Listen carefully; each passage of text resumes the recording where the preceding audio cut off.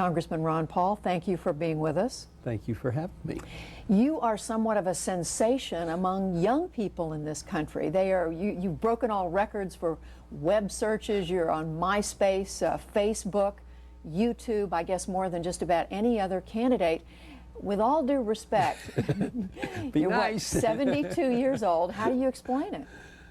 Young ideas.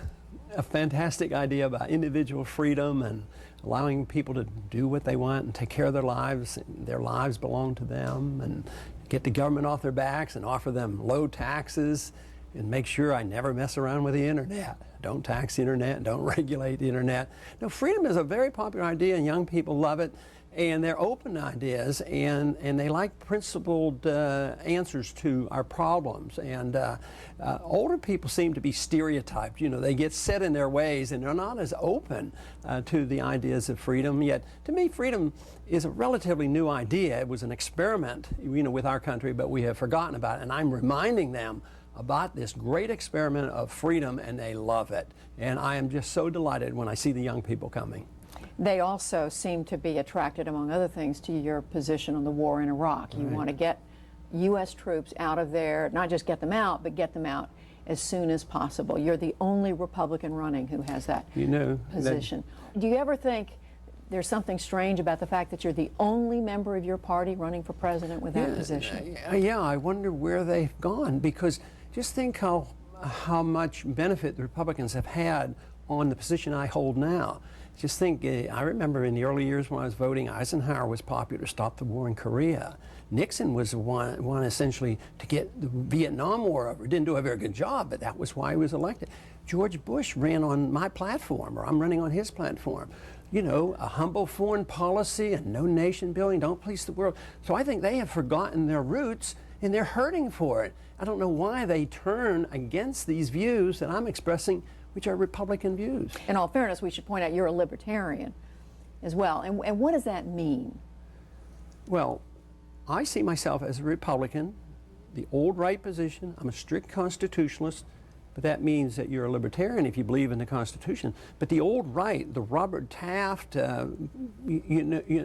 policies were similar to mine. That's very Republican.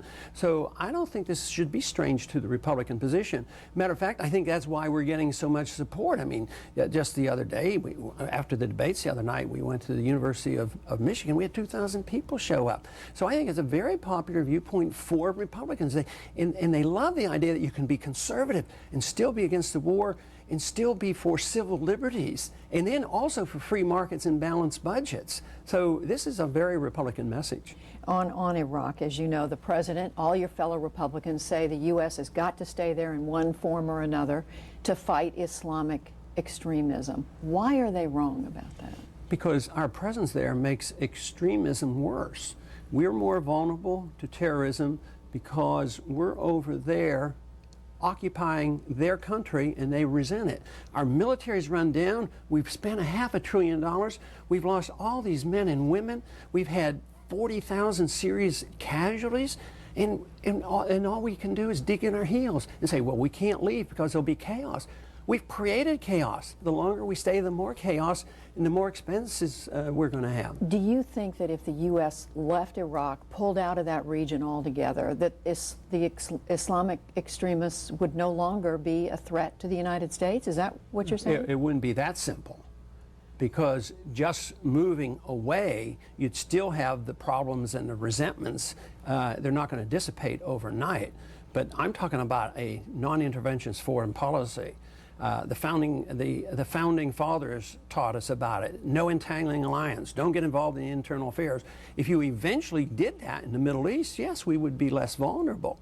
But just to back away a little bit and still have our puppet governments in Saudi Arabia support Israel against the Palestinians and be in Afghanistan, no, it's not going to change anything. As long as we have this mercantilistic idea that it's our oil, we have to be over there, we have to have cheap oil, we're going to be resented. But you have to, as long as we keep doing what we're doing, it's going to get worse. If we start backing away, they might reassess things.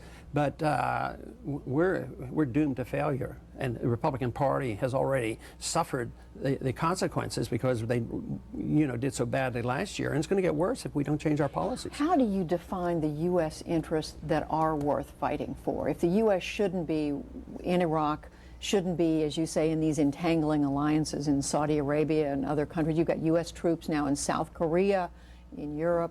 What are the interests that U.S. military? They don't serve our interests. They just participate in our bankruptcy. We're spending $500 billion a year we don't have. It's part of the reasons we have a financial crisis, a dollar crisis going on right now. It's intertwined with our Federal Reserve System because we rely on the Federal Reserve to print this money and create money out of thin air.